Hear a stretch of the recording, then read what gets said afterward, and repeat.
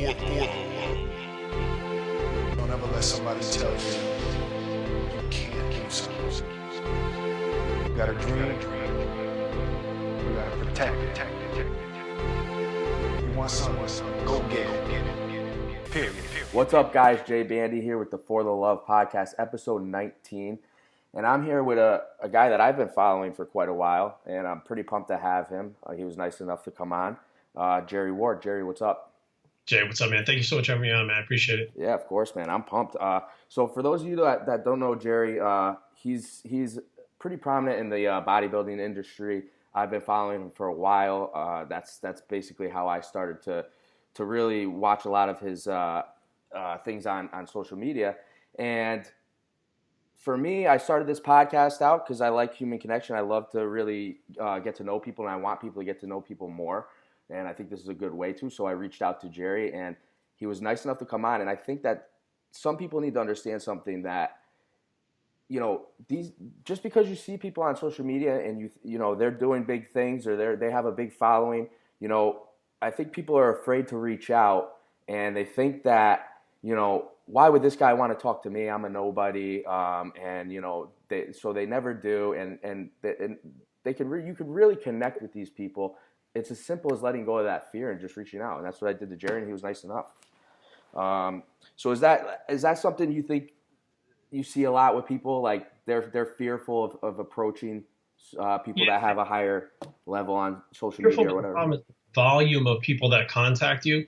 You know, the more following you have, the more volume you have. But like every single person that you could think of, I've just contacted throughout the years, and it's kind of how I started my following. I started, you know, not to jump too far ahead, but the way I figured it out was I started like a YouTube channel back in 2011, and I didn't know who any of these people were. The Hodge twins, they lived right near me. I didn't even know who they were and stuff like that. And I just started reaching out to the different people, and I didn't really hear back from them, you know. So I was kind of like, you know, I guess what a lot of people get disappointed. Mm-hmm. But then what I get from reaching out, I guess they just kind of would check me out and be like, who's this guy? Right. So when they would look at the stuff, then they'd be like, oh, he's kind of cool, kind of funny, whatever the case may be. And then I started going to the expos, and they started coming to me at the expos, walking up to me. Right. So even if you don't get a response because the person has so much volume coming in or something like that, they might just, you know, take a look at you and be like, oh, you know, well, I can't do anything right now. Let me just see who this person is. And then they know who you are. Right. Eventually keep, you know, hitting them up. And the thing is, you're not really bothering anybody by hitting them up because they don't have to look at your thing. You know, like sometimes I don't go through and be honest with you. Like when you sent the message, a lot of times I don't go through it because there's some really weird, creepy stuff that goes on in DMs. Yeah. But I looked at it, I was like, for some reason, I said, that one looks interesting. So I hit it, and, you know, you were on there. I was like, cool, yeah, let's do it. You know, I like the fact that it also wasn't necessarily the fitness industry. In fact, do something other than fitness, because I feel like my whole life I just kind of wrapped myself around the fitness stuff and wasn't really into, like you said, being a human being. Right. Like you lose track of that, you know what I mean? So I was just pumped to be doing something that was away from the fitness industry a little bit, and just kind of broadening my horizons, you know? Yeah, man. I mean, I'm pretty pumped because I like to get a little in depth with people, and you know, I think we watch social media and we think we really know who these people are, and some people are very transparent. I have a big belief that you are. That's based on energy. I just feel like there's something that when I watch you, I can feel the energy of the realness, and that's how I really kind of establish whether or not I believe somebody's being honest and transparent. And you give off very good energy, so that's really what I want to do. I want to get a little bit in depth about who you are as a person and the things that you went through in life, and how you got to this point of your open-mindedness and feeling more free in life and happiness, basically. Cool. So I'm guessing you were from New England. Yeah, Rhode Island. I grew up in Rhode Island. I was born and raised in Rhode Island. Okay, yeah, I'm not too far. I'm in Connecticut, New Haven area. So whereabouts in Rhode Island were you? So I was born in Providence at Women and Infants Hospital. And when I first came home from the hospital, I was in Barrington, Rhode Island. And then my 8th grade year or 7th grade year, I moved to Warren, which is just one town over. Like Warren's super small. I mean, it's like, I think there's like 70 kids in my graduating class or something like that. I mean, maybe like 300 in the whole school from 8th to 12th. But yeah, so I grew up pretty much predominantly in Warren and Bristol, Rhode Island, those areas right there. Okay. And that's where, so you grew up most of your life there? You did high school and all that there?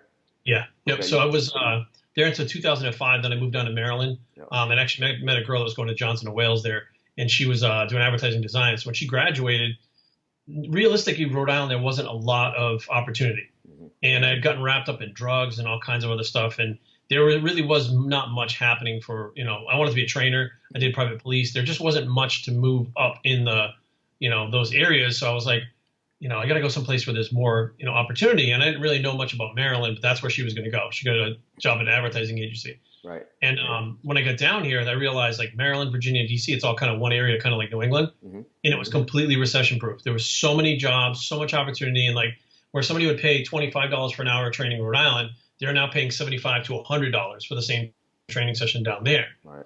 So that's when I really stepped back and I was like, okay, this was probably a good move. I got away from the drugs and the stuff that I was doing up there and the people I was hanging out with. But I had to leave my entire family, all my friends, everything I ever knew, which was that small town feel, to move down to the big cities down in DC and Maryland and stuff like that. So once I got down here, it was a bit of an adjustment. It was just a lot more people. It was there's so many different types of people there from every country that live here. I mean, they're all working in DC on contracts and stuff like that. Government. So you get on the metro. The first time I got on the metro, I just kind of we don't have a metro in Rhode Island. So when I got on the train, I kind of looked around. There was like 50 different countries on the train with me.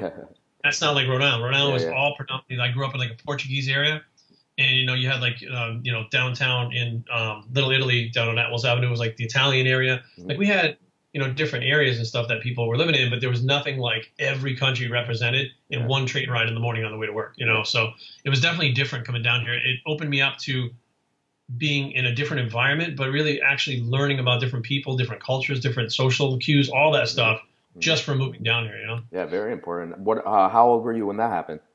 So I think I turned 30 while I was down here. So I think about 29, something like that. So so that's when you started really kind of pushing your fitness aspirations.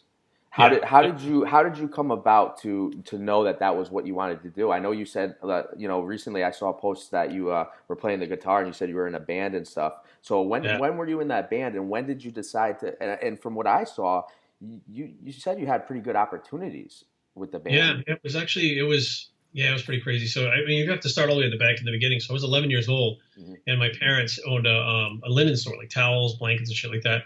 So they used to go to this flea market, and they would set up at the flea market, and they would sell there in the store. It was like a 1-2 punch, almost like having a second store. And there they had this heavy metal booth with these two guys. They had like Slayer and all this stuff. And I'm like looking at these guys, and I was 11. I didn't really have any concept, but there were all these really good looking girls. And at 11 years old, you're starting to figure those girls know what's cool, and those guys are cool. So I have to figure out how to get like them, right? So I kept kind of like hanging around. I bought like a back patch for my jean jacket. And I had like a Slayer pin. And I looked apart, but one of them played in the band. He played bass. And I don't even know how. I guess I just kept coming around. He just was like, hey, kid, what's up? He just finally was like, what's going on? So I became friends with him. And he was probably 20 years old or something like that. And I would watch him play the bass. And I was just like, man, that's so cool. So I went home and I asked my parents, said, for Christmas, I want a bass guitar. And they were like, and they didn't understand what was going on. Because up to this point, I was like into skateboarding and BMX. And now I'm going to play in a guitar or something. So they bought me something called a Gremlin bass, which is like, wasn't really heard of, but it was this really good bass. And I brought it to the flea market and I showed it to the guy. His name was Kenny Eamon. And he just taught me how to tap the string. And he goes, just do that. So I went home and tapped the string. It took me like 2 seconds. So I started tapping all the strings and I came back next week and started doing that. And he was like, who showed you that? And I was like, I just sat in my room all week. That's what I did. So he'd show me a little bit. Now between the 11 years old and 12, I got good enough to where I was actually playing in bands with kids my age, like garage bands. Yeah, it's cool. So now, fast forward, we already have these, and it was like we weren't playing out, we were just playing in a friend's basement, but I could actually play with other people and actually learn how the different cues and stay on beat and stuff like that. Right. So now I switched schools from Barrington to Warren, like I told about, I was going from Barrington to Warren, and this band that was there was like this really popular band in the school. Everybody knew them. It was like a big thing. It was almost like they were like Aerosmith of the school or something, right? It's called the Opposing Force. It was Brian, Dave, and at the time it was Chris Longo. So Brian approaches me in the hallway after class. He said, I heard you play bass. And I knew Chris Longo was the drummer that was playing with him. And he was like a legend in our area. He said, would you like to come down? We don't have a bass player, try out. I'm like, when? He's like, tonight. I'm like, I'm there. So I knew Chris was in the band. So I go to the other house. I pick up my stuff. I bring it back to that house. We set everything up. And within 10 minutes, I'm playing the different songs that, they kind of showed me real quick. And I picked them up fast enough to where we were playing. So now that's 12 years old. So now these guys are 17, 18. They're getting ready to graduate high school. I'm in 9th grade. But I'm playing with them. So one thing leads to another, and they say, hey, this is like 2 months after we get together. My birthday's coming up, December 12th. We have a gig on my birthday. I'm turning 13 at a club, a blues bar. Wow. So I go home and tell my parents, like, look, I'm playing at this bar. And my parents were like, you're not going to a bar. Like, so my dad had to go. It was like this big thing. Yeah. Actually on stage playing by 13 years old. By 14, we were actually in the studio cutting an album, and we had been playing all over the place, like different festivals and bars and clubs, and like the Car Palace, which was like this huge venue and stuff. I'm 14 playing these venues and stuff. And then I got bit by the bodybuilding bug. So I got suspended from school. I don't even remember what I did. It was probably something stupid. They sent me to the principal's office, and I got in a lot of trouble in school. So me and the vice principal were on first name basis. Like, we were really cool. Said, Jerry, you got to go to detention. Like, you have a detention tonight. I said, I'm not going to go. I said, so you might as well, just skip it. And he goes, well, if you don't go, you'll get 2 nights. I said, I'm still not going. He goes, you'll get 3. I said, I'm still not going. He goes, well, you're going to get in-school suspension. I said, I'm not coming to that. Now, here it is, a 14-year-old kid telling this guy, and he's laughing, and he goes, at least you're honest. He's like, I'm going to give you a day's of suspension at home. We're going to skip the whole thing, and I said, fine, I'm going to stay home. Yeah. So that day I stayed home, and my cousin showed up. And I had a complete weight set in the basement that was his. When he used to live in that apartment, his family moved out, and we moved in. It was my grandfather's house. So, like, it was kind of his stuff, but it was kind of like he just left it behind. And he shows up at, like, 9 a.m. and knocks on my door, and he's like, get up. We're going downstairs, and we're going to work out. I'm like, I don't work out. I thought I was going to stay in bed all day and just, like, eat Hot Pockets, like, whatever I was going to do, Downstairs, and we started doing arms, and my arms just inflated. And now he figured he was just going to make me run the gauntlet all day. He was going to punish me, and I won't want to get kicked out of school because I'll have to do it again. Well, next thing you know, we ran the whole gauntlet in like an hour. I'm like looking at the posters on the wall, and he's just like, oh no, like this back. So I took the dumbbells upstairs in my room, and I would do curls before school, and I would, roll my sleeves up and go to school. And I still had like the long hair and everything. And then I come home, I do curls when I get home. Then I have dinner and stuff, and I take a shower before I go to bed. I do curls and put the dumbbell back under my bed. Yeah. So I got bit by this bodybuilding bug, and then right around that time was that stupid Calvin Klein commercial with Mark Wahlberg. Marky Mark was there. Yeah. All the chicks are going crazy. So I'm like, if I look like that, chicks are going to like me. So I'm going to stick with this thing. And I felt like stronger and powerful. And the more I got into that, it was like, it took so much focus, so much time, and so much effort that the guitar playing just kind of went by the side. Now, by this time, I had played guitar in a band, bass in a band, and drums in a band, and the school jazz band all together. So I've been doing this stuff for 4 or 5 years at a pretty high level. And I just literally walked away from it all because I wanted to be a bodybuilder. That's what I wanted to do. Yeah. So at that point, I was about 15. I was training pretty regularly. And when I got my license at 16, that's when I 15, I joined Rhode Island Hard Body, was my first gym. Then I joined Gold's Gym when I got my license in Somerset, Mass. And that's where I saw like a poster on the wall for competitions. And I was like, what does that mean? And we had other bodybuilders in the gym that competed, natural bodybuilders. And I was like, I want to be like those guys. Like, those are the guys right there. So I just would like walk up to them like, hey guys, I'm Jerry. And they're looking at me like I'm nuts. And I'm like, I'm 17. I want to compete. And they're just kind of laughing. They go, well, you got to go talk to Al. So now I don't know who Al is. I'm walking around asking for him. He's the Gold's Gym guy. He's bald. He's jacked up. I'm like, walking up to me and I'm like, oh shit. I'm like, are you Al? He's like, yeah, what do you want? And like, real kind of straightforward. Al was very dry, like his personality. I said, I want to compete. And he kind of looks at me and he goes, how old are you? I said, 17. He goes, all right, come with me. So he brought me upstairs and there was like this office. He had something called Gold's Gym Nutrition Analysis. They punch in all your weight and everything. They print everything out. And he had everything. He gives me the diet, and he says, you need 45 minutes of cardio, your diet, and keep training. So then he would like walk around the gym, and I'd see him looking at me and stuff like from across the gym, like watching. The next week when I came in, tested my body fat, it dropped, and he saw me training. And then he was kind of like, okay, at least you went through 1 week. And then he started helping me. Eventually, I wound up making that Gold's Gym bodybuilding team where myself and my training partner, Donnie, who I met over time, were on the same team. We'd go compete at all these shows and stuff together. Wow. So once that was happening, by the time I was on stage, I was 17 and a senior in high school competing in bodybuilding. Once that happened, I was bit by the bug. Like I just wanted to do bodybuilding, and everything else just kind of faded away. I'll tell you this, man. You did a lot of shit in high school. I mean, for somebody that's in high school to do what you were doing, playing in bands, cutting albums, and then really figuring things out of what you really like to do, that probably really has a lot to really describe why you are the way you are now and really how it got you that way. Because I look at it like this. I mean, me personally, I feel the brain works in several different ways. So like some people, and I'm this type of person where I'm a creative type of person. So my brain works creativity. Mm-hmm. I didn't go to college. I graduated high school. I did a little bit of college. And I noticed during college, like I would do really well in certain classes that I was very interested in. And then the other ones, I just couldn't do it. I could not get into it. And so that's when I realized, okay, like I have a creative brain, and that's how I work. Where some people work, they're very good with math and, technology and all these other things. Seems like you had that creative mind as well. Absolutely. And nowadays they understand that. Like back when we were kids, they didn't really understand that. They thought we were rambunctious, we were bad kids, we needed discipline. They know now that that's kind of how that works. I wasn't diagnosed till I was 28 with ADD and dyslexia both. So every subject in school I failed. Every subject. I mean, even wood shop, because you had to do measurements and stuff, and I couldn't figure it out. I mean, I passed gym class and art were my two classes, and I was very artistic as far as like the creativity of your brain. It wasn't just music, it was art too. So my thing was, when I was graduating high school, I couldn't do a regular college thing because I wasn't even barely passing my courses.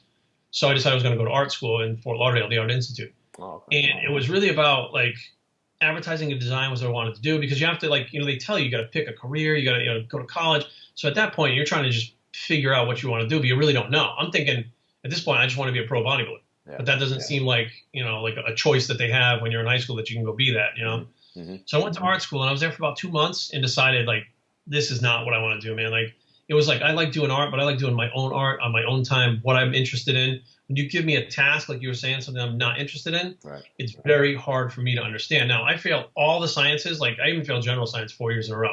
But if you sit down the Krebs cycles and put it in front of me, I can understand the entire thing about the Krebs cycle and then repeat it to you because I'm interested in it because it has to do with bodybuilding. Correct. You know what I mean? So it's the same type of thing. The more things you're interested in, for some reason, you can make those connections and fill in the blanks where things make sense.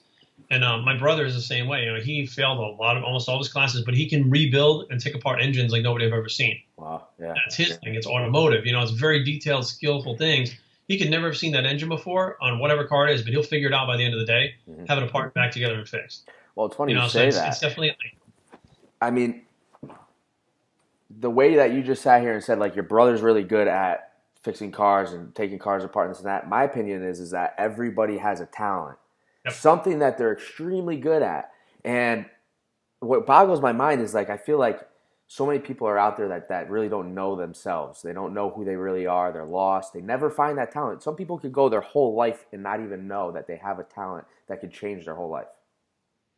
Well, a lot of them are pushed by people around them, parents and stuff like that. I use Usain Bolt as an example. So Usain Bolt, let's say he didn't know he could run. He could be working as a politician. He could be, directing a symphony, or we could be doing anything besides being the fastest man in the world. Somewhere along the line, somehow, he ran sometime. Yeah.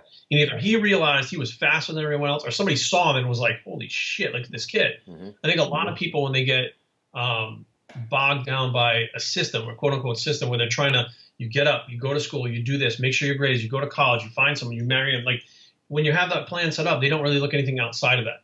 The guitar thing really wasn't something my parents had planned for me whatsoever. It just appeared.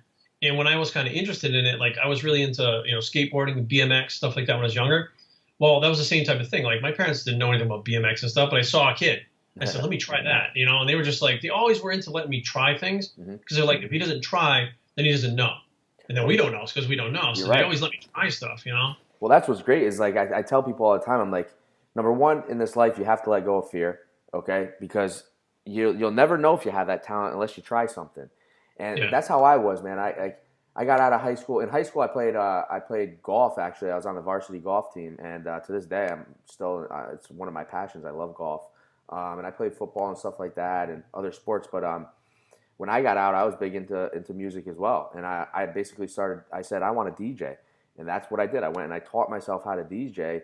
And then I said, all right, I'm going to learn how to make beats. And then I started to learn how to make beats. And then that's where my creativity came in. But if I didn't look and say, I want to do that, and then actually implement it, I would have never known, And it's also what you said, like, you taught yourself how to DJ. So I feel like everything I've done, I've never taken lessons for anything. So I was already playing guitars and stuff like that. Even bodybuilding, I wasn't really taking lessons. I was reading and figuring out and experimenting. My whole life has been an experiment, top to bottom. Yeah. So it's like that when you experiment, you kind of find your own ways of doing things. You get really efficient at the things you want to do by doing them your own way. Absolutely. Whereas if being taught by someone, they're going to teach you their way, which may not be the most efficient way, and you might give up on it because it doesn't feel natural or feel good to you doing it their way.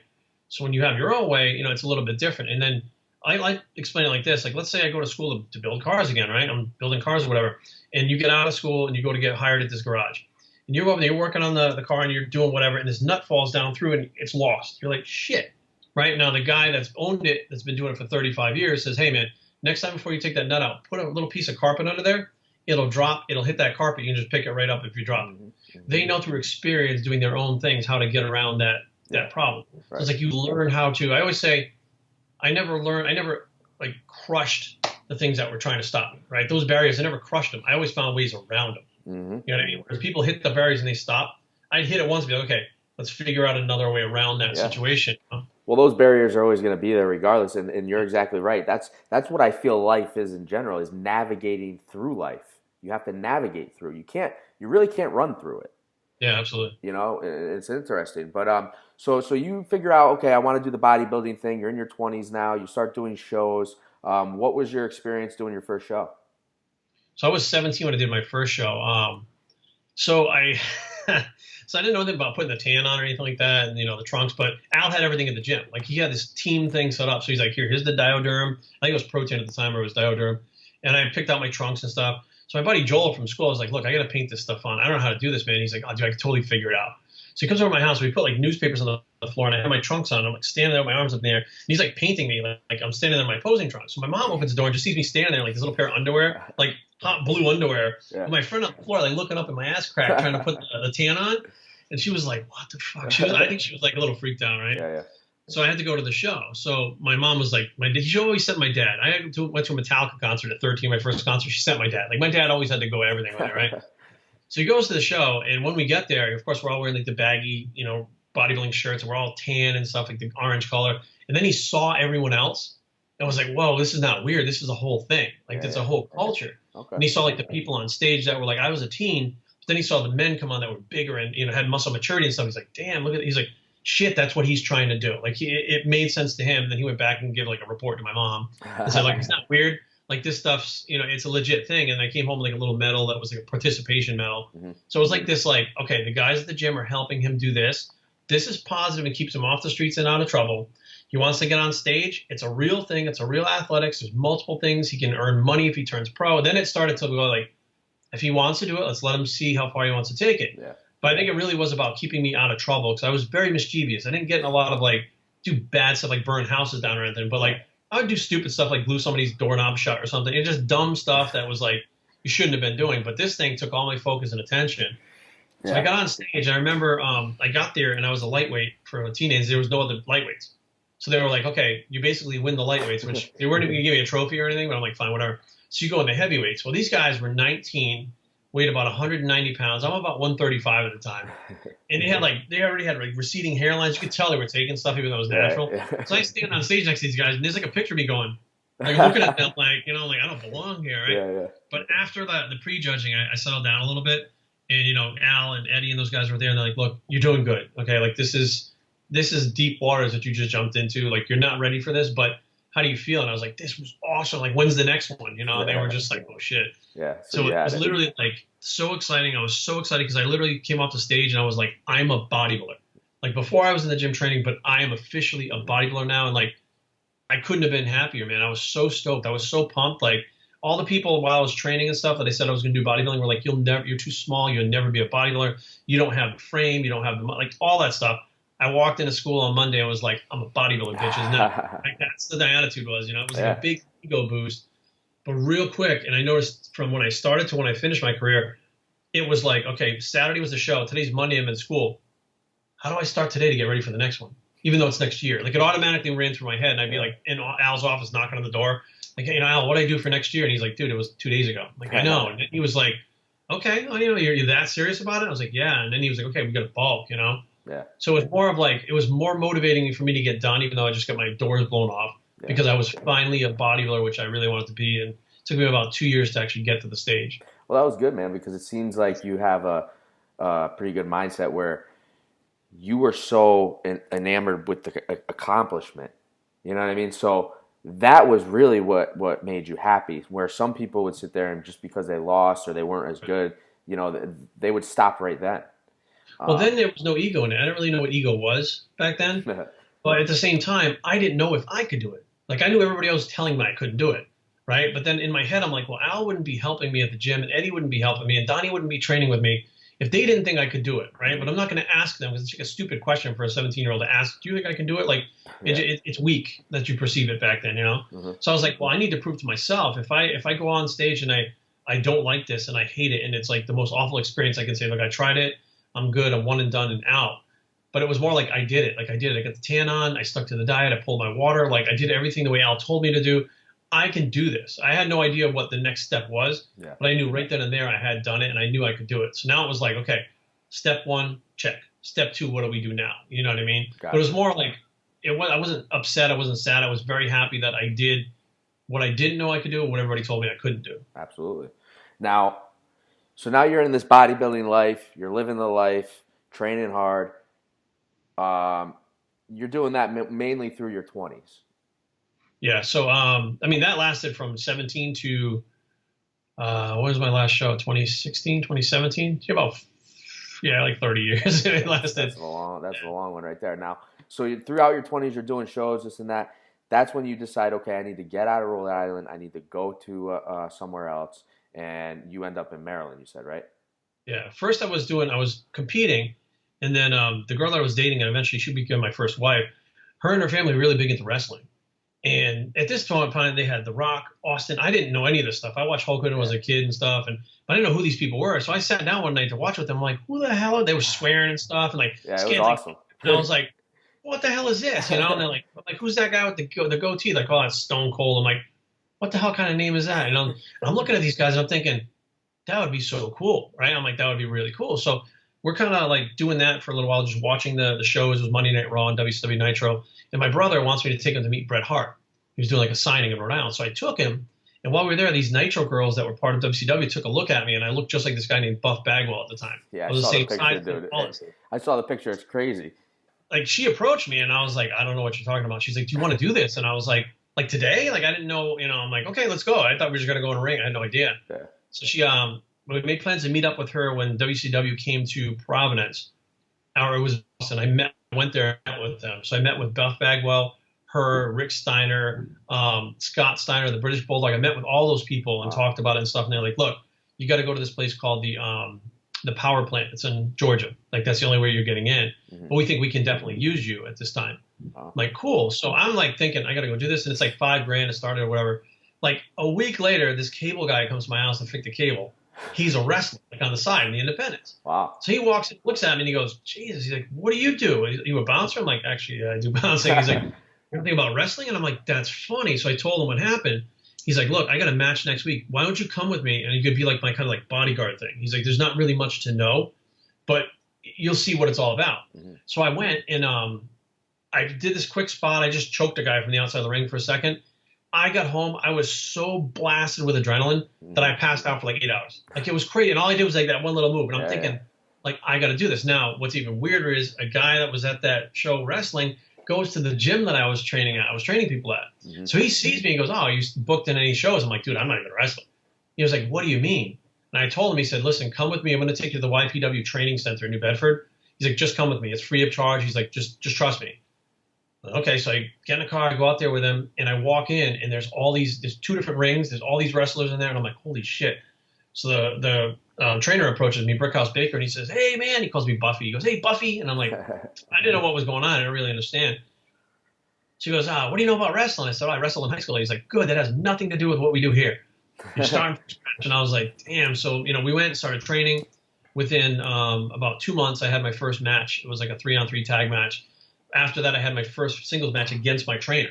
So it was like I knew I was in good hands. And that ran for about 4 years before I got injured and got addicted to painkillers while that was happening. So this is all while I was still living in Rhode Island. Yeah. So by about 23 or 24, I was heavily addicted to painkillers. I had tore my bicep tendon into my shoulder, where it inserts into my shoulder.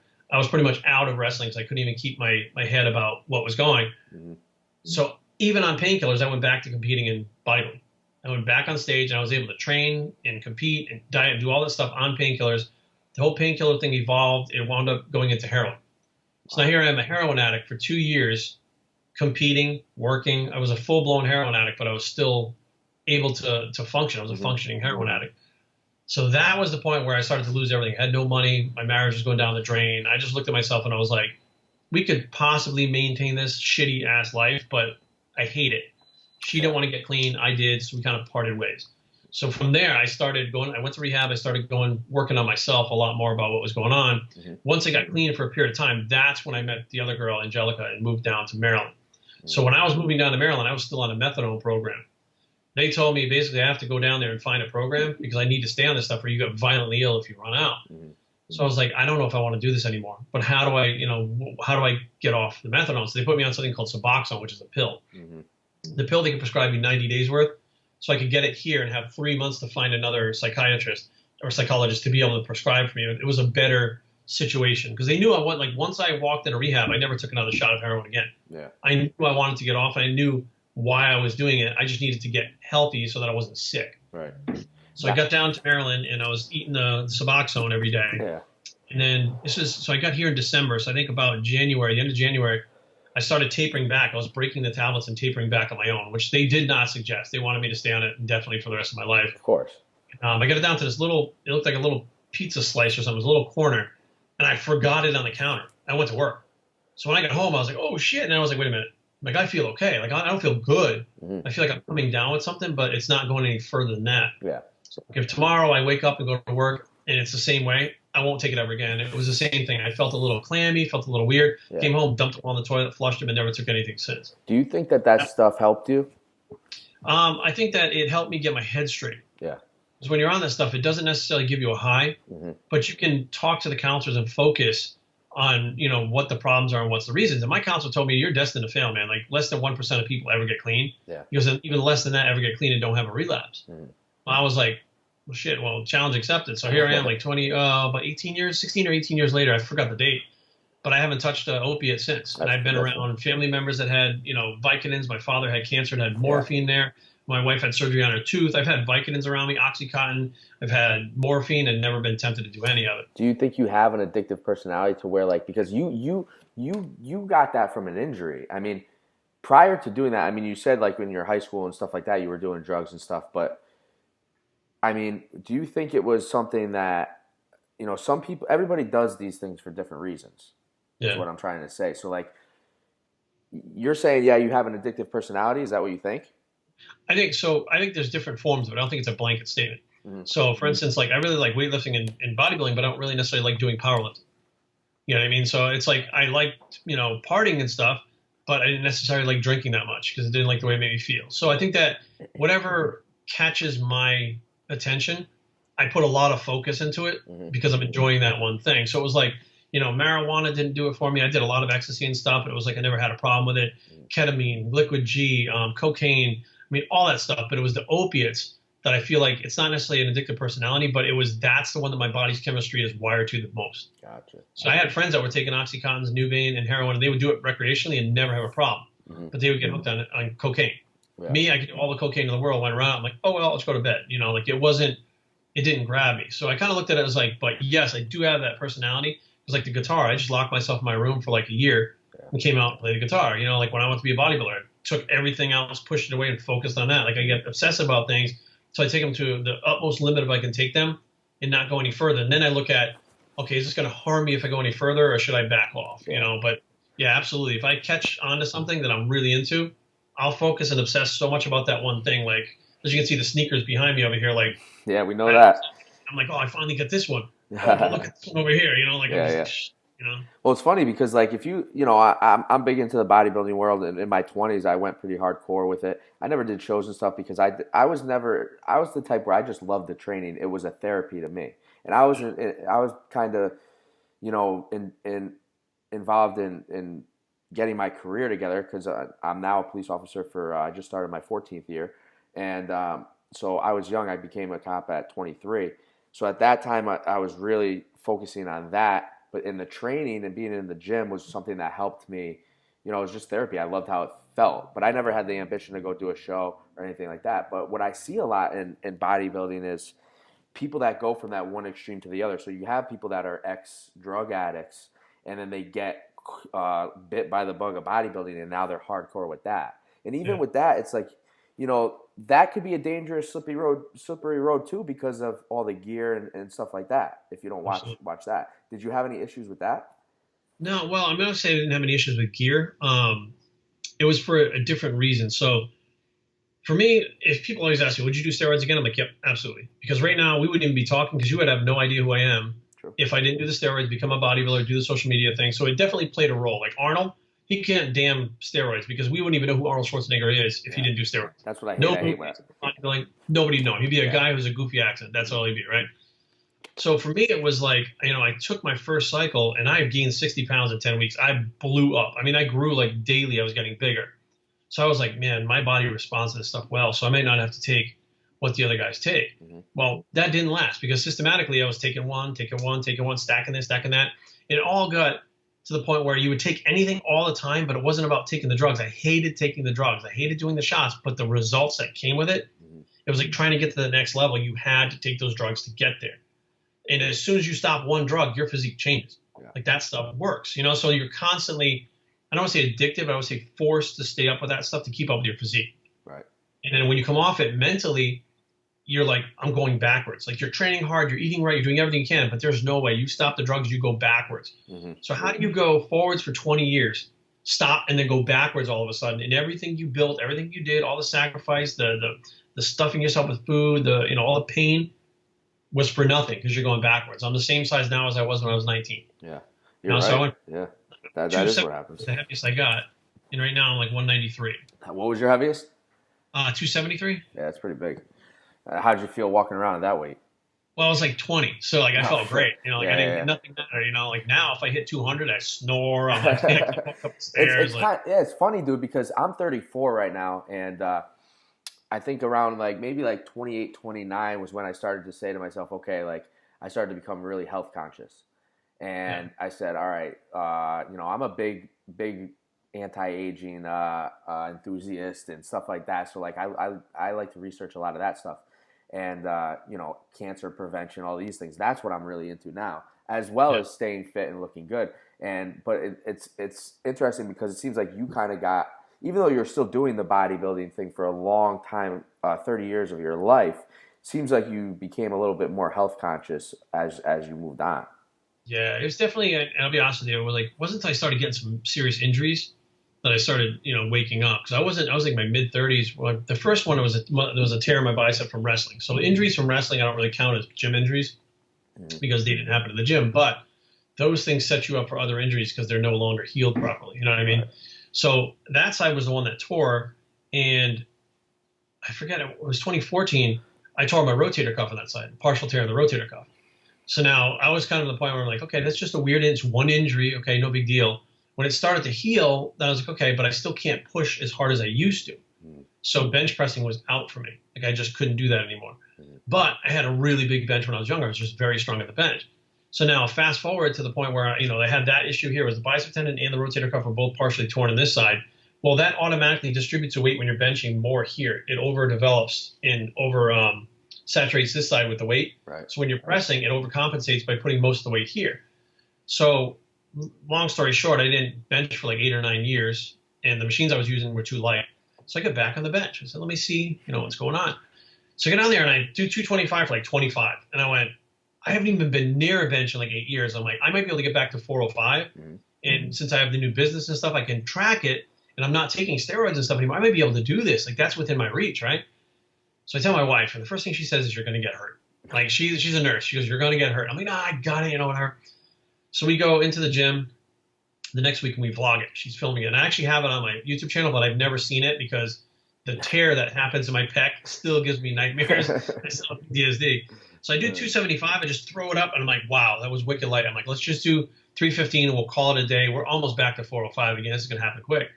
So I get this kid that works here at the gym in this Bobby, and I take it off the rack. I'm like, just stay with me. I'm not going to get buried because I just almost threw 275 through the roof. I'm going to be fine.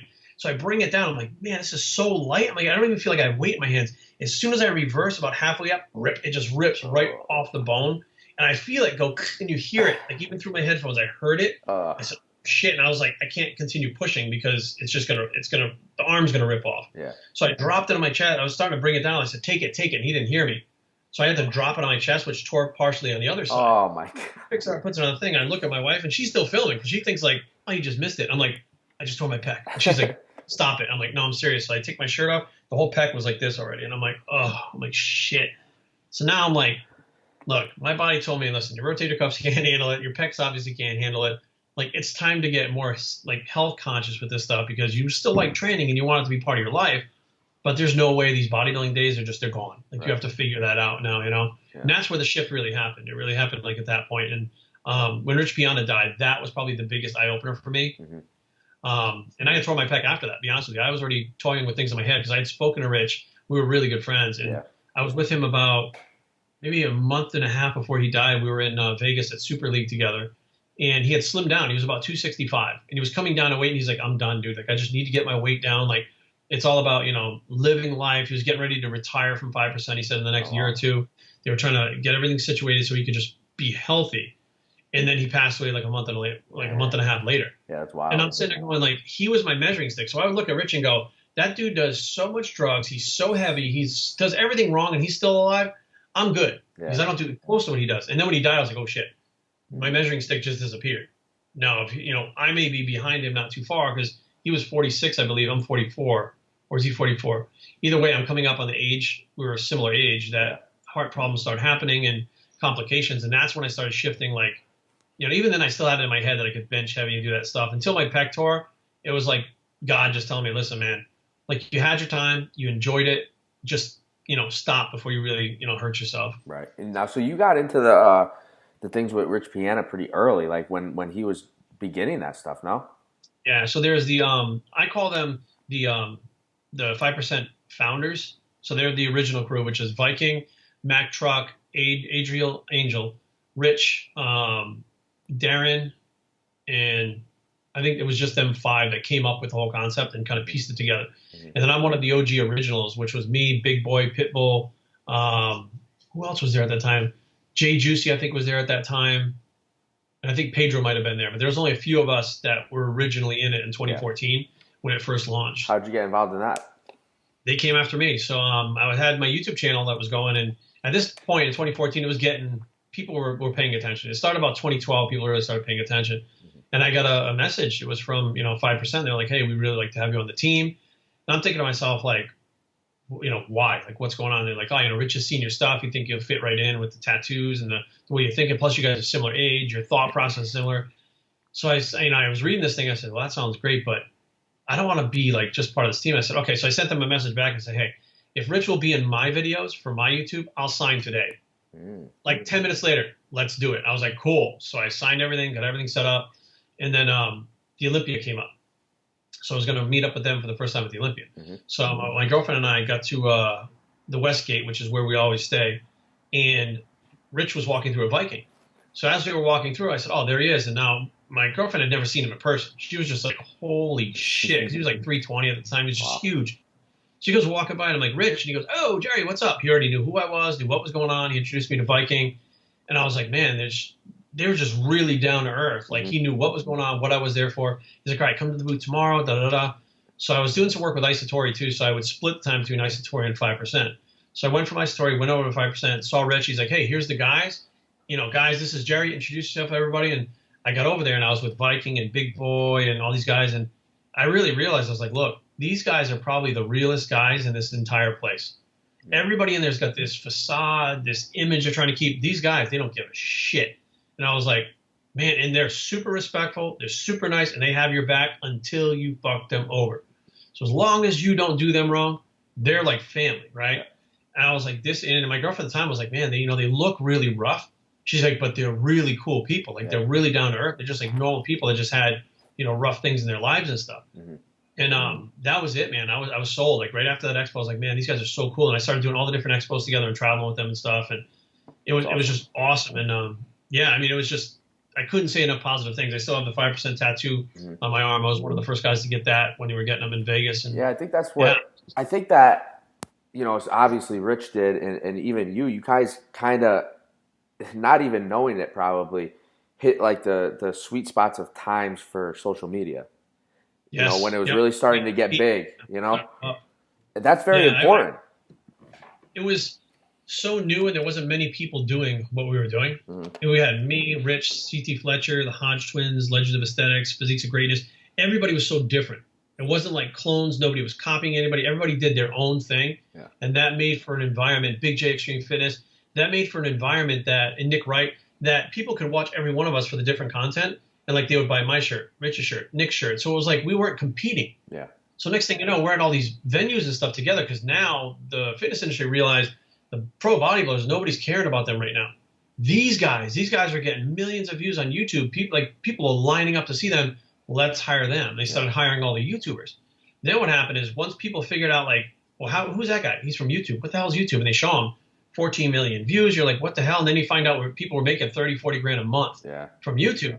That's when everybody, I got to have a YouTube channel. And then now it's like somebody says I'm a YouTuber, like it means nothing. You know, it literally means nothing because you're like, how long have you been doing it? Like, oh, I started at Tuesday. Well, you know, but it was definitely like, it wasn't even on the incline yet. It was just kind of starting. And then all of a sudden it started to go up and up. And then I noticed that like, you know, I go to Australia and I was with Rich and CT Fletcher and Mike Rashid. And like, we were all traveling the world together. And all of us were tight because none of us were competing with each other. Like there was no reason for any animosity. There was no competition. There was everybody just kind of hanging out. We'd have like these big meals with everybody and stuff. And it was just like, you know, we'd all meet up at the hotel before, you know, we went to the venues and stuff and all go over together and stuff. And it was just like, it was the best time. And right about when Rich died, that whole stuff started to really decline. I really feel like when he died, it put kind of a nail in the coffin, so to speak, no pun intended, that it was like you could feel it. The first expo I went to without him there, it was not the same. The people weren't there. The energy wasn't there. You didn't see the 5% and the kill it shirts and stuff like that and the hats. That was like a sea of those people before. Now it was a few here and there. Like they'd come to see me and maybe another person then leave. You know, whereas before they'd be waiting in line for Rich for 4 hours. Then they go see this person. So they were there all day. Yeah. So you could really feel the energy like disappear. And even when say CT had his heart problem, when he was missing, the place it took another drop. You know what I mean? So now we're seeing as these YouTubers, like we saw, you know, Physiques of Greatness split up. They stopped going. Chris Jones and you know and Vince. Then we saw Legends of Aesthetics split up and they stopped going. And the Hodge twins started doing comedy. One by one, as these YouTubers stopped going, the expos got smaller and smaller and smaller, and to the point where the last one we went to, I think, was I believe it was L.A. I think was the last one. No, the last one I went to was in Orlando. That's always a small one, but the one before that was L.A. And me and my wife walked around. We were done in 15 minutes, and it wasn't anybody that you know. I mean, still, the Mike Rashid was there, Jay was there, but it wasn't anything like what we had at one point, where there was just booth after booth. Of like Bradley Martin was there, and like you know, again, Bradley Martin, I know him. Like all of us just had an individuality about us that most people could relate to in one way or another. Right. And they can relate to most of us in more than one. So when we started collabing with each other, doing different videos with each other, that made it even a bigger deal. It was like having all the, you know, superheroes like Iron Man and Hulk. Then we were the Avengers when we came together. And it made a bigger deal, you know? Yeah. It seems like now the industry is it's entertaining, don't get me wrong, but it's very saturated. Yeah, everybody like, you know, wants to have a supplement out. I mean, there are companies that pop up today that'll be gone 2 months from now. Yeah. You know, like Arnold has a lot of new companies, you know, because it's the first one of the year. But like if you go to LA, the LA Fit Expo, there's a lot of local companies there. You know, within the first year they've started, next year they're not there, they're gone already. You know, because they think like, oh, I'm going to build this brand. It's like none of us, you know, including Piana, CT, none of us expected to be in the positions that we were in. It wasn't like we saw someone do it, we were going to go out and do it. We were just like, look, social media is a thing. Let's just do our own creative thing and see what we can do. And if it, you know, we weren't even thinking about it catching on. Yeah. But when people try to take what we did as a blueprint and apply it, it doesn't work. It's not the same. You know, the demand for it is not there anymore. You know, because people miss Rich. You know, they want to see Rich. They want to see CT. They don't want to see new people. You know, they want to see the guys that started it. And ever since everything kind of went south like that, you know, and CT's back at expos now and again, he's got lines wrapped around the building for him. Yeah. You know, like, and he can't even work out anymore. Yeah. You know, so it's not really about how you look. It's about they connected with these people that were on YouTube, because you can create a facade on Instagram. You can create a character. You can create an image, a look. You can create everything. You can have somebody write your post for you. On YouTube, it's you. You turn the camera on. If you're fake, they're going to figure that shit out real quick. That's true. You know, so that's why all those guys did really well too. All of them were just doing their own thing, being themselves. Yeah, it's funny that you talk about that because, like, so I have a supplement company, and I actually invented the first pre-workout in a vape. And I've actually seen that. I don't know where I've seen it. Yeah, that's actually mine. So it's kind of wild because I said to myself, you know, I have a lot of stomach issues, and so I was like, man, like I looked around the industry, I'm like, damn, everything is like oral. Everything you have to drink, you know, unless you're doing something like, you know, gear or something like that. But like pre-workouts, powders, it's so much stuff. And I'm like, there's got to be another option. And for me, I always wanted, as a business owner and entrepreneur, which I found is my passion. My passion is being an entrepreneur and business, but also implementing creativity into that. And I looked around the industry and I'm like, damn, man, everything's saturated with the same shit. You know what I mean? Like you have 1,000 pre-workouts, and I look at and I'm a guy who I look at ingredients. You know what I mean? Which most people don't. Let's be real. A lot of people don't look at that stuff. I look at ingredients, and I'm like, a lot of these ingredients are the same. They're just slapping a different label on it, and there's a million companies. I said, if I'm going to do something, and this was my biggest thing. I said, if I'm going to be an entrepreneur, and I had a million ideas, but I would always look them up, and I'd say, did somebody do this yet? And if somebody did it, I'm like, I'm not doing it. Yeah, what's the point? Yeah, I'm not doing it. So that's why I created this thing, and you know, it's going pretty well. It's obviously it's a new concept, so people have to get you know. I think it'll catch on though. I'll be honest with you, because I think a lot of people are vape, even though it's not medical, seems more medical for some reason. Right. It just seems like it's a, you know, because you're inhaling, it's more like an inhalant, right? Yeah. Well, that almost goes between like, okay, it's not drink this potion that's in this formula. It's not inject it, it's vape it. That's kind of interesting. Mm-hmm. Now, all you got to do is get people to just sample it. Once they sample it, then you start talking about it. It's like you don't have to mix it up, shake it, you keep it in your pocket. You run into the gym, you take a hit, you're in the gym, you're good. Very convenient. And my biggest thing was, dude, I don't know, I'm sure you've had this experience. You know, you're eating food, and then you're drinking a pre-workout shake, then you're drinking an intra-workout shake, and you're in the middle of your workout with a stomach bloat. Yeah, you know what I mean? So I said there has to be options, man. I just wanted to give the industry a little bit more options. And it's something we do want to come out that I see that you're kind of dabbling in. I mean, you own a company called Gifted Labs. So people pronounce it Gifted. It's GIFD Labs. Get it fucking done. Labs. It sounds like gifted, which is actually what I would, you know, kind of makes sense in a way with you. So kind of, you know, I that's how I put the two and two together. I'm like, okay, I can see him kind of saying that, but okay, I got you. All right, so you came out with something that's interesting because I'm trying to come out with a stress and anxiety vape, and you came out with something that's a DLPA and a GABA mix. I can't pronounce how you say it again. Delperol. Okay. So, and it's funny that you came out with this because I was actually, before I saw your product, I was researching the DLPA because I'm, you know, I've been a cop for 14 years. Stress, anxiety, all these things are prominent, especially even if you're not in my career. You know what I mean? In this generation, everything's so fast-paced. Everything's so negative. There's a lot of negativity out there. There's a lot of people living in fear and just a lot of mental illness and depression going on.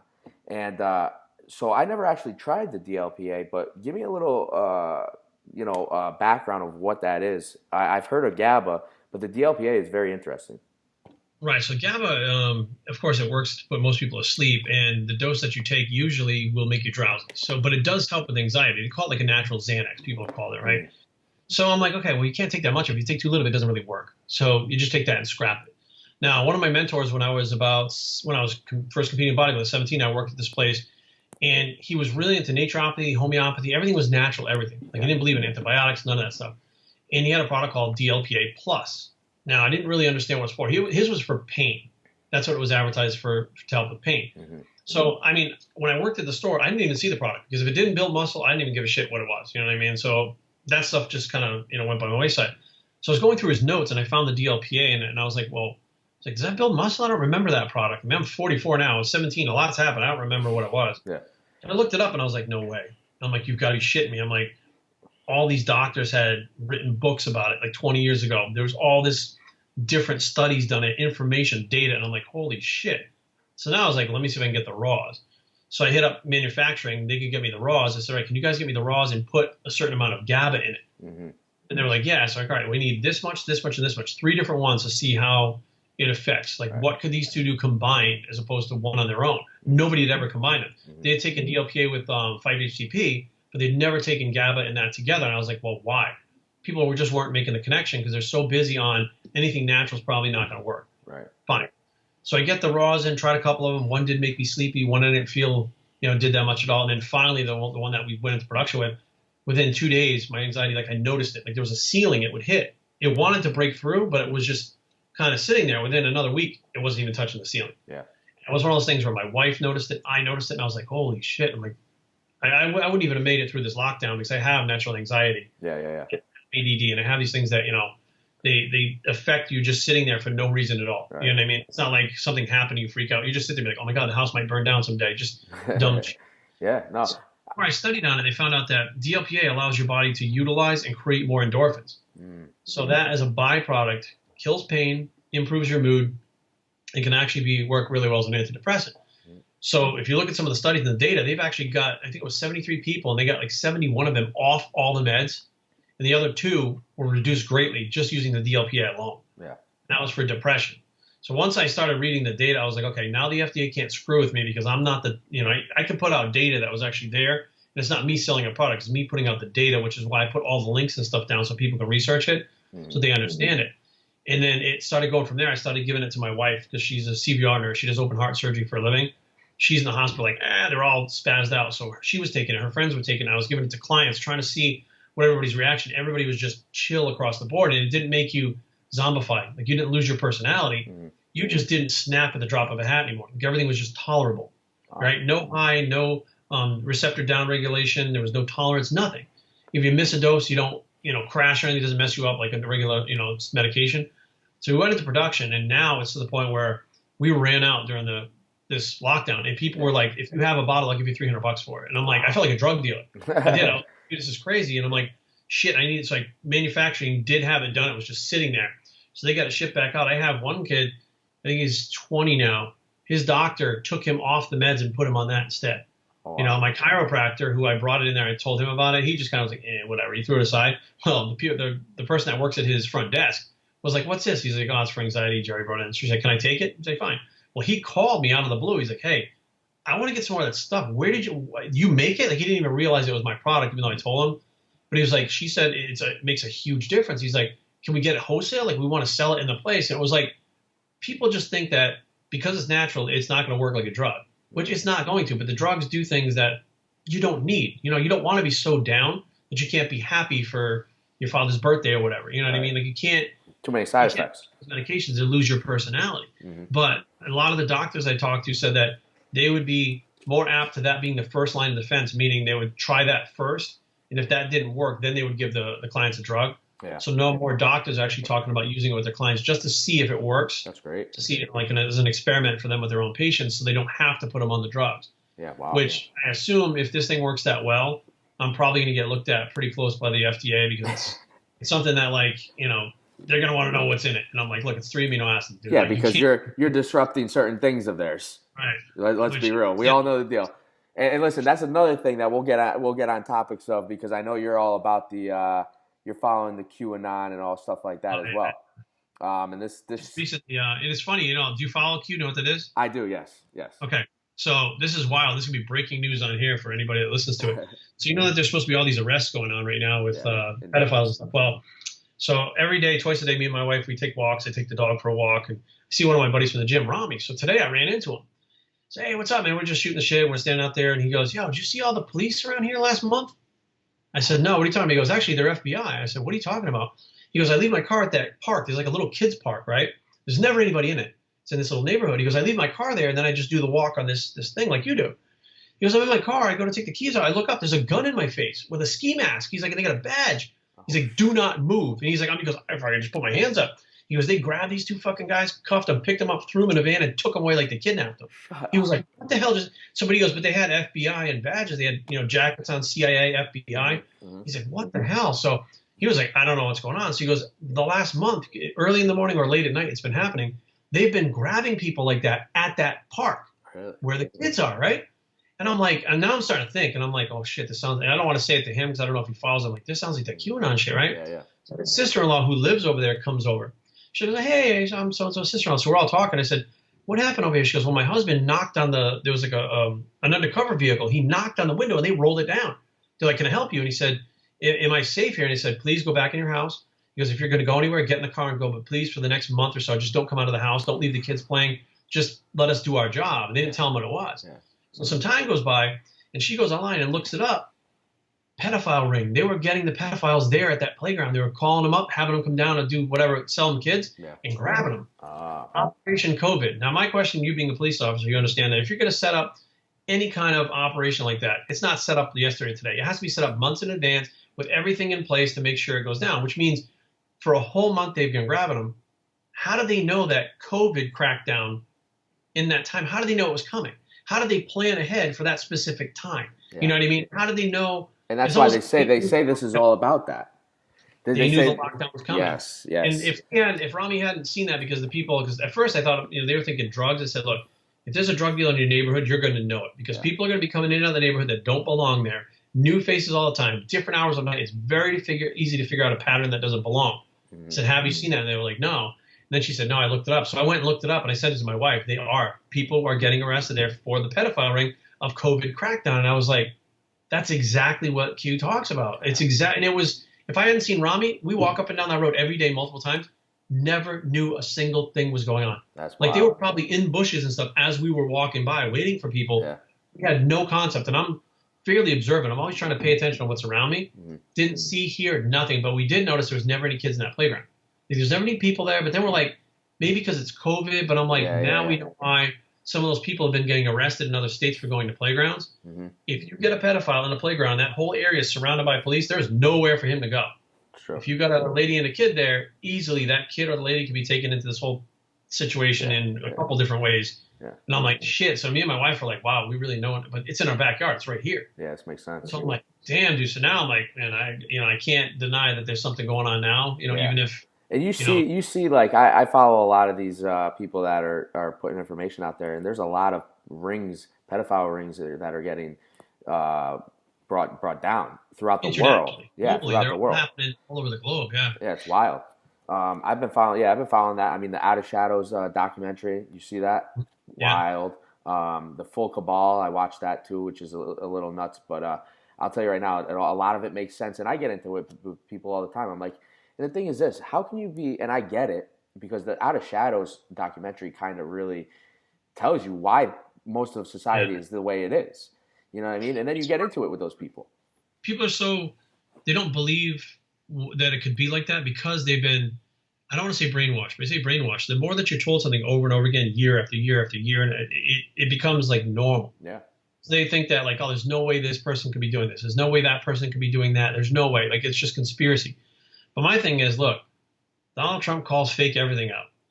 If this stuff is fake, he'd be the first one to be like, yeah, Q think it's fake. That's not what he said. He said, when they asked him, do you know who Q is? He said, I'm not going to say. I'm just going to tell you that I think you'd be really surprised. Yeah. And I went, holy, she looked at me and I said, because she knew about Q before I did.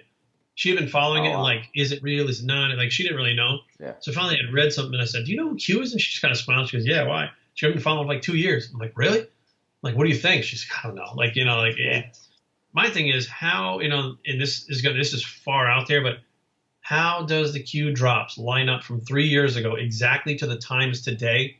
It'll be like drop 530. In today, 218 or whatever it is, at 530, Trump says something that matches up to that. How do you? Yeah. And like, I'm like, this doesn't make any sense. Like, even if you kind of plan the whole thing out, that means that at 5:30 you'd have to look at your watch on that day and say something about that thing. Right. How could you keep track of that? And let's be real. If something wasn't going on, you wouldn't see all this evidence coming out, such as like, right. General Flynn about to get exonerated. You got Barr and John Durham doing their thing. I mean, all this evidence is coming out. If this really wasn't something going on behind the scenes, all this would probably be not even happening, because right. that's what's been going on forever. The news would be shooting it down. They'd be like, this is fake, that's fake, but they're not saying, and they never ask him about, when he said that there's a global network of, this, that, they never asked. They just turn a blind eye. And then they said, he had said that they brought another girl back to the U.S. They didn't ask any questions about that. Yeah, weird. And I'm like, why are you guys avoiding, like, that's news, you know what I mean? Not just like what's going on in the country, but if they brought an American back that was tortured, why, who, how, this is amazing. Welcome back, our American sister. Like, none of it. And I'm just sitting there going, something just feels really off, real shady about it. And I don't know what's real and what's not. I don't know, but I know what I see, and I know this is happening in my backyard. So now I'm like, people can say what they want, but I can send them the link that shows in Fairfax, Virginia, this is what's going on. It was funny because I watched when he said he was standing there with all the generals and all the people from the military, and he goes, "Do you know what this is?" Yeah, he goes, "This is the calm before the storm." They keep asking him, "What does that mean? What does that mean?" What does that mean? He said, "You'll see." Yeah, and I was like, "Oh shit!" That right there made me say, "There's got to be something. Why would he say that?" The calm before the storm. Come on, dude. Oh man, it's definitely. And that this whole epidemic thing and. We're divided. The country's divided on the belief of what it is, obviously, whether it was a biochemical weapon. I believe it was. I mean, look at everything going on. It's so convenient that this happens like now. You know what I mean? Yeah. Obviously, I feel the Democrats are in working with China and they're all working together to try to get this dude out and to cover up all their crimes and to take over. Bill Gates is starting to piss me off.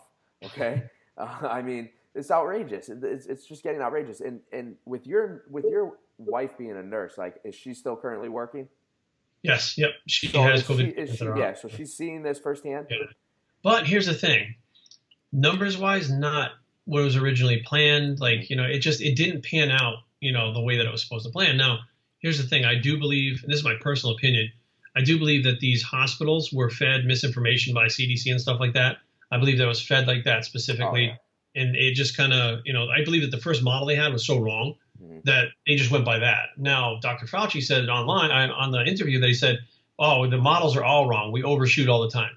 So you're just telling me you shut down the entire world on a model that you knew was shot over, but not how much? Like, so something's weird, right? But they have, I don't know, hundreds of COVID patients in her hospital, and they've had a really good success rate. They talk about her specific hospital in the news all the time because their teams don't necessarily go from you're sick right to a ventilator. They go from like sick to like using different types of things before they get them on a ventilator, including ECMO, which is like a life support that now oxygenates the blood. Whereas a ventilator is just shoving the oxygen down, your body's trying to oxygenate, which usually people wind up dying. Yeah. They put them on the ECMO machines that oxygenates the blood, that allows them to heal while they're basically in a coma, like face down, like prone. So that's kind of how they're doing stuff there, which, it's real. It scares the shit out of her. And I've seen her come home, like, just scared shitless. But I'm also at the same point, I'm like, what's the deal with, it's a real thing. There's no doubt about it's real. The numbers don't add up. People are now, it looks like China. Before China got hit with the COVID, they were coming out of their houses protesting the government. Now America does that. Now we're coming out of the houses protesting America. And I'm like, listen, here's the deal. If you're, my mom's in her, I think she's 70 now, is 70, has cancer, is on chemotherapy. I understand the issue for her, right? The fact that she might die from it. Yeah, compromise the immune system. Mom, stay home. Cool, she's cool with it. So if you have immune compromised, if you're worried about it, just stay home. The rest of everybody else, though, that's what I said. Not about it. Get out, go do your thing, start everything back up again. Because I'm telling you right now, they're doing all those tests with the antibodies and find out a lot of people had it. Of course. Now, my wife and I were really sick in December. I mean, really sick. And there's almost no doubt in our minds that we had it, but we're waiting for those tests because it's like $150 to get it done now to find out if you have the antibodies. Yeah. When they come out and they're like just passing them out, we're going to get the antibodies test done because we're pretty sure we live in D.C., which we have an international airport here and we live in D.C. There's just tons of people coming from China here all the time in this area. Yeah. And I mean, like, they were literally getting off the plane from Wuhan and all different places. Right. That thing probably would have hit here really fast. Like here, LA, New York, it was probably here long before they figured it out. Yeah. So it means a lot of people probably got sick and didn't even know they had it. Right. Yeah, it's interesting, dude. It's scary at the same time, but there's a lot more that can come to this that people are trying to even put out there to governors and stuff and saying, like, listen, mental health is gonna go up. Yeah. You're gonna have people that are like homelessness. Homelessness is gonna go up. All these things it's just gonna be very interesting. And for me, what I see going on in the world right now, scared for humanity, bro. I'm scared for the future of humanity. So that's why I push a lot of positivity as well as putting information out there on Facebook. I put a lot of the QAnon and the connecting of the dots info out there just because I want people to open their minds up. Don't just sit here and believe everything you see. But we live in a lazy society. Let's be realistic. How many people really do research? They want everything hand delivered to them. Well, they're going to look at Google, and the first page in Google is controlled by whoever's controlling it anyways. Like I always tell people, like, use Bing, use different internet access providers, and you'll find different things. But at the same time, like, I forgot what I was searching the other day. It didn't even show up. Like, nothing about that subject would show up at all. And I was like, what the hell? I'm like, this just happened today. Yeah. Right? I'm like, what is going on? Like, it was scrubbed, and they took those two doctors down that talked out about what was going on. They took that down. Yep. They're really pushing, but Twitter, YouTube, all these things, censoring. I keep coming back to the same aspect. Like, I stopped arguing with people because I just, like, there's no point in arguing, but they have said they're going to go ahead and investigate China. They're going to investigate the World Health Organization. That means they already know. They're not going to investigate and put all that stuff in unless they know something's fishy. 100%. So if they're doing that, they already know who they're going after, why, It's going to take a long time, like everything else. Yep. But there's no point in fighting because it's all going to come out, Mm-hmm. and there's no way to deny it. You won't be able to deny it when the facts come out and the rest are made. There's no way. You know what I mean? You just gotta be patient, basically, at this point. And I'm not patient, guys. one last thing I want to touch on before we get out of here is your spirituality. I mean, I see a lot of, and I've become, I grew up Catholic, but I kind of believe, that was when I was young. That's what's instilled in you. You have your whatever type of religion your parents kind of grow up on, that gets instilled in you. But as I grew, I live my life in a manner of, I believe in doing whatever you want with your life as long as you're not hurting other people. You want to go out and like listen, I got tattoos on my face. People don't like it, okay? But I'm a big believer that, it's my life. I'm not hurting other people, and if I'm gonna, and I believe in just being good to people and doing your thing. So now, when did you get to that point of, I like to say, enlightenment? Yeah, it is actually what it is. So I mean, I grew up as a Lutheran, which is Christian religion. It was I like to say it's like Catholic with less rules. It's kind of how it is, right? And my parents never forced it on me though. Like I made my first communion. I don't think I actually made my confession. They let me make my own decisions. Like, do you want to continue doing this and stuff? And I'm like, no, I think I have a good concept of who God is, right? And God's in here. Like I said the right things as a kid. So you're like, okay, he didn't repeat that stuff. Like he understands. And then for a while I was very, very much an atheist. I very much didn't believe in anything. I believed like, there can't be anything and this is it. Like this is where we're at. And I had this friend, Christina, who was really in meditating and stuff. And I was about in my early 20s. I was about 19 when I first met her. We first met when I was 13, but I ran into her when I was 19. We were hanging out, and she was very into meditating and different stuff like that, which I thought was a little weird, but she was just my close friend. So I was like, this is what she does. Mm-hmm. Well, it was like she would give me like breadcrumbs. So she gave me a book called The Celestine Prophecy. And I read this book, and it was definitely about vibration and different things like that. And I was like, okay, whatever. So I read it, and I have ADD and dyslexia, so it's hard to read. But I went through it because she asked me, she gave it to me and asked me to read it. She gives me another book called The Way of the Peaceful Warrior. Now, this talks about the higher self, the basic self, and the conscious self. So your basic self is like, they're all part of you, but the basic self is like the child. It always wants what it wants. It's ego-driven. It's, it doesn't want anything about what it wants. Then the conscious self realizes like the adult. It knows that the basic self is there. It puts it in check, and it looks at things from other perspectives other than self. Then you have the higher self, which is controlling the whole situation. So now I read these things, and I understood it, and I was like, okay. And I would reference it from time to time. For some reason, I couldn't tell you why. I would just go back and reference things. It's a book that like I just had. I don't know why she gave it to me, why it was so interesting. And then my wife, who had been down the enlightenment journey like way before I was. So we started hanging out and dating and stuff. And I mentioned something about higher self, and she went, what? She goes, you know what that is? And we got to like this big discussion right there about it. And I was like, well, how do you know so much about it? And then we really started getting into, more and more of like these big, deep talks about spirituality and just in vibration, how to raise your vibration, what happens when your vibration raises and stuff like that. And it was weird as it sounds, that stuff made so much more sense to me than organized religion did. It was like everything I learned as a kid, all that stuff seemed like it was stories, but this stuff seemed like it held some weight because there was actually some science behind it and stuff like that too, right? They can actually put an electron microscope and see your aura, your energy around your hand. If you cut the hand off, they can still see the tracing of it because the energy still exists even though the body part is gone. Wow. So they've done it with maple leaves. I mean, it's a really cool thing that, if you check it out. So like this stuff was starting to kind of click. And then like the book, The Secret, positive reinforcement, manifestation and stuff. So now I'm starting to kind of absorb this stuff and feel it and kind of just live it. And I realized whatever I'm putting out, I'm getting back in. And I realized, shit, that's been the whole problem all along. I've been attracting all this shit in my life because I was an atheist. I didn't believe in things. I just pushed me, ego. And that's what I get back at ego from other people. And that shit clashes, And when I just got to the point where I'm like, I don't care anymore. If somebody calls me stupid, I don't care. Like it just doesn't matter anymore because I don't have to go to church every Sunday. Why? Because I know like the way it kind of twisted to me was you'll go to organized religion until you realize that God, energy source, spirit, whatever you want to call it, is literally inside of you, like you're a piece of it. Then you start looking deeper inside yourself, right?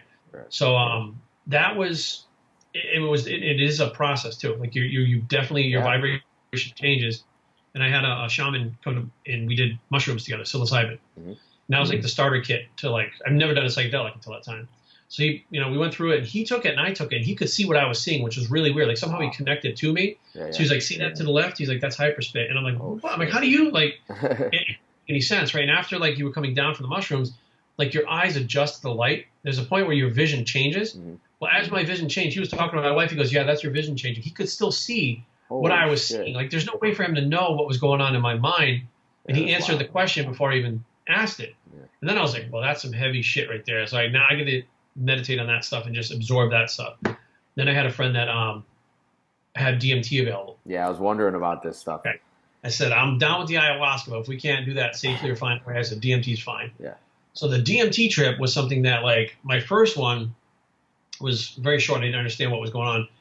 I did 2 or 3 DMT trips until I finally did one where I used I forget what frequency it was. I used music with it. So I put the music on, black room, did the DMT. I actually came in a pen, did the DMT, went into the trip, and I saw fractals and stuff. And then I started seeing these multiple life forms, different aliens. I mean, stuff that looks like dragons, the little gray things. All these things were coming out, like just looking at me, kind of, This one thing said they all come in peace. Like I heard a voice that didn't hear it but heard it type deal. They all come in peace. And they would just come right up to me, kind of look at me and kind of look around me and stuff, and kind of back up, and another one come up. I was like, holy shit. And then I looked to my left, and my grandmother was standing there.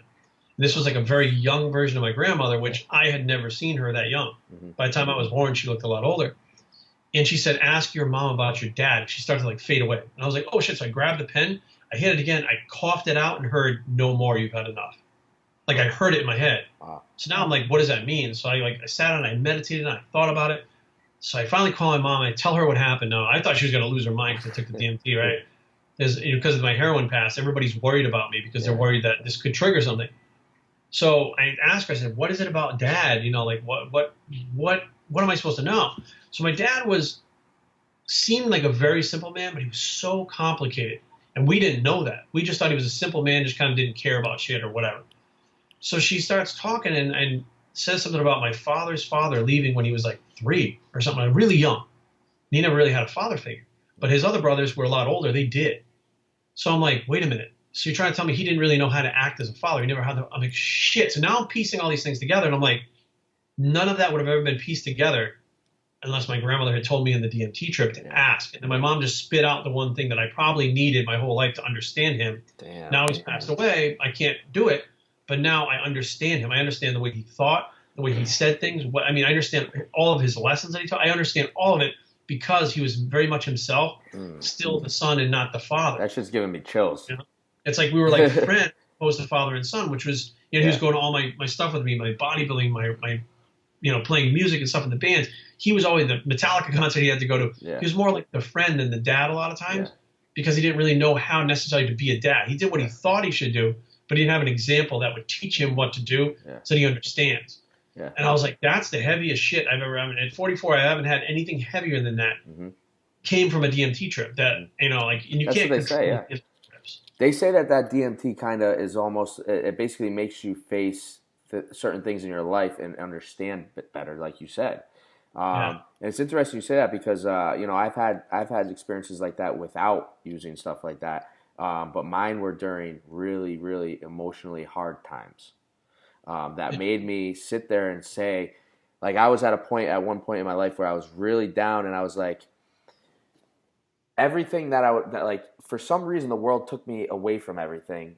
I had a week away from work. My girlfriend at the time was in another state.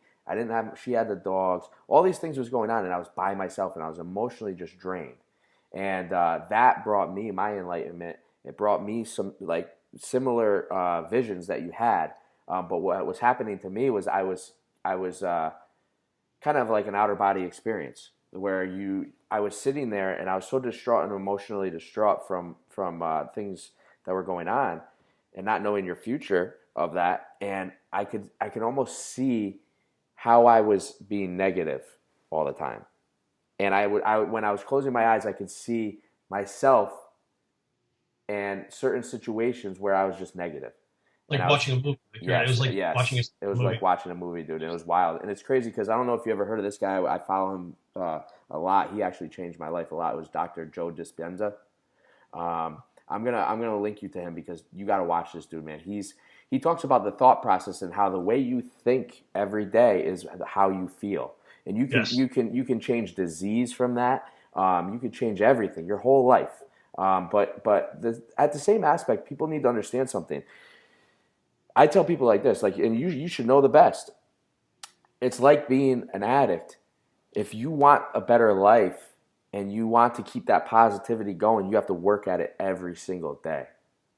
And people don't understand that.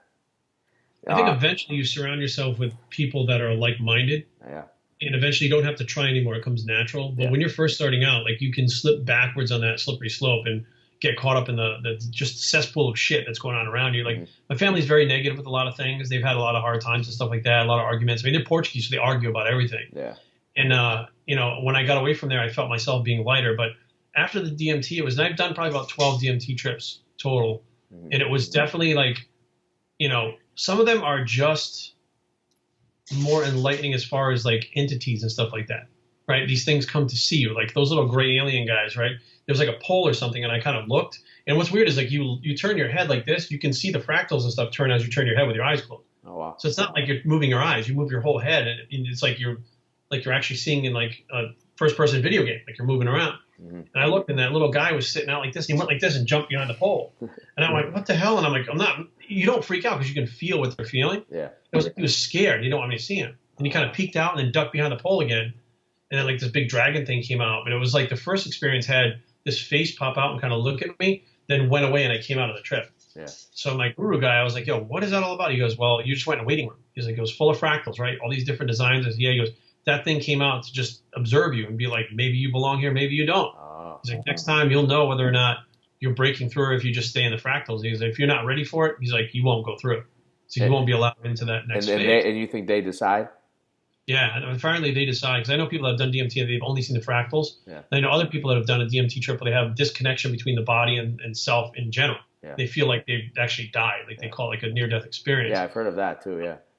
I mean, I think you have to take a lot. I'm not sure how you have to take it, but like as soon as you hit the first pen, you have to take 5 big hits off the pen. The first pull that you take off it, as soon as you exhale, the whole room starts shaking like it's falling apart. Yeah. Like your whole reality starts just ripping apart. Like it's bizarre. It's like a computerized generation thing that's around you that's just being undone. Wow.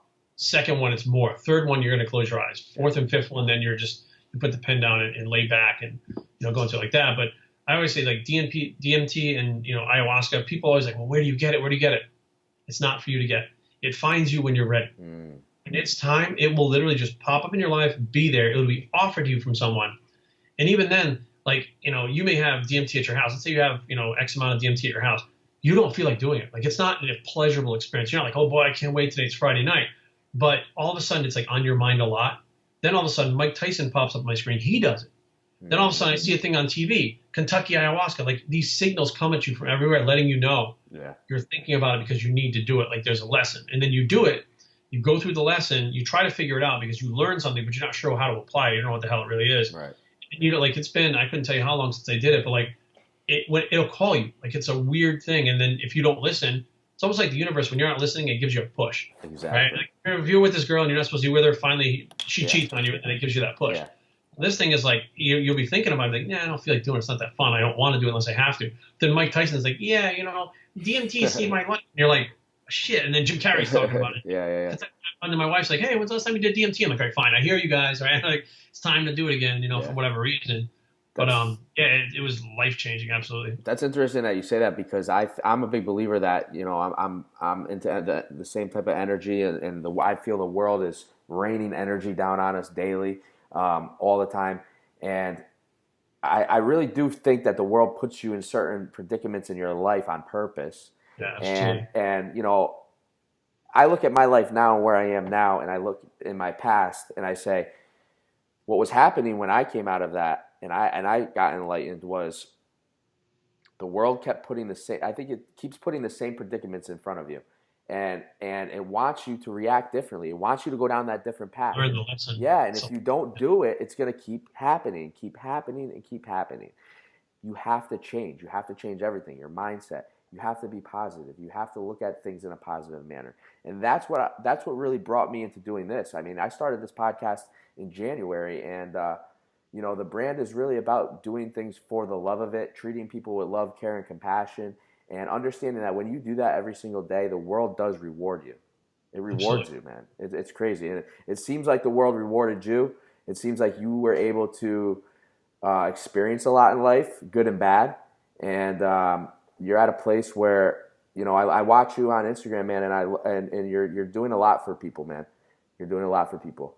So And I look at this, I'm just doing my thing, like just trying to show people what a normal person does. You know, not a gimmick, not a, you know, a made up avatar or shit like that. Like it's just, you know, like you're right. Like you do these lessons, right? And if you don't learn your lesson, you're doomed to repeat it. You're going to get it from different ways in different circumstances. The same lesson's going to come around. So now what happens? If something weird happens, like my mom got cancer, right? And I said, well, this is bullshit. So the first thing I do is say, okay, what's the lesson? Like, what is it right now? What is it? Because right now I would normally react by flipping out, right?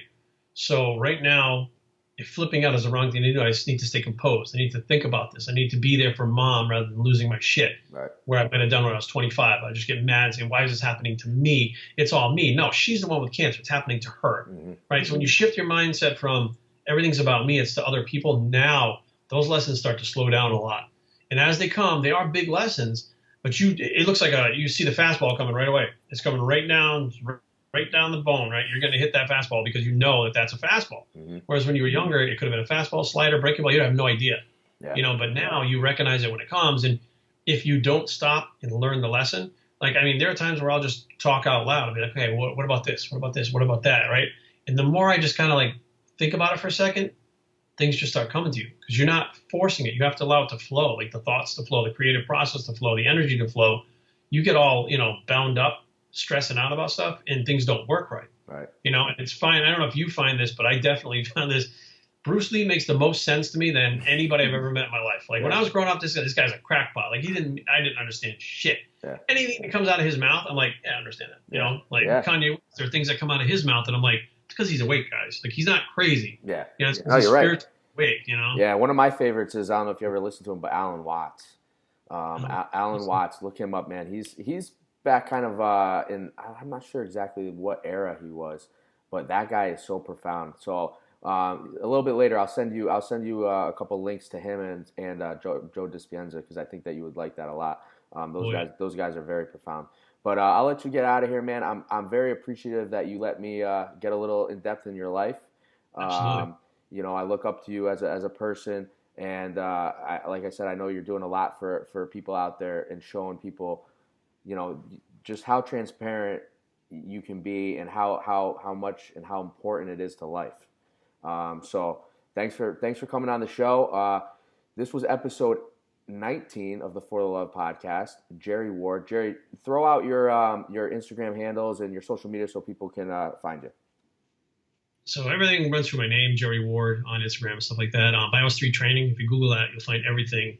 It's about me there. But thank you for having me on, man. I really appreciate it. And anytime you want to do these things, let me know, because I really do feel like it's important to get real information out there. And I don't mean information like how to train. Real information meaning like someone might listen to this and be like, holy shit, finally I understand that someone else is, you know, went through the same thing or dealing with that. Like I felt so alone most of my life going through shit because there wasn't anybody talking about anything. They bottled it up. It wasn't cool. It wasn't masculine, whatever the case may be. And once I took all that shit and shoved it away, like I had people that come up to the expos and this dude walks up, and most of the people that come visit me have nothing to do with bodybuilding. It's everything else. You know, it's like whether my dad or, you know, I was actually molested as a kid, which is a whole nother thing. My cousin was killed in a car accident, this whole thing. But I had this guy come up to me with his wife and 2 kids, and he leans into me and he's crying and he goes, I've been clean for 10 years from heroin. My wife has no clue. And he backs up and he's just wiping his eyes like this. And she doesn't know what he's saying, right? So now I'm thinking, I know something about this his fucking family doesn't know about him. Like, that's powerful as shit. You know what I mean? So I'm like, that's been my whole goal is like, I love the fitness stuff. I love bodybuilding. I'll never stop doing it. But the lack of realism inside that industry is pitiful. You know what I mean? That's my whole goal. You know, is to take what Rich Piana was doing with steroids and apply that to life and get it out to everybody. So anytime, Brent, just hit me up and we'll roll, man. Yeah, absolutely, man. I'd love to have you back on, see how life is progressing for you and your family. And we'll see what happens. So For the Love, episode 19, you guys know where to find me. Jerry, have a good night. You too, brother. Thank you very much, man. Take care. Don't ever let somebody tell you you can't do something. You gotta dream. You gotta protect. You want something, go get it.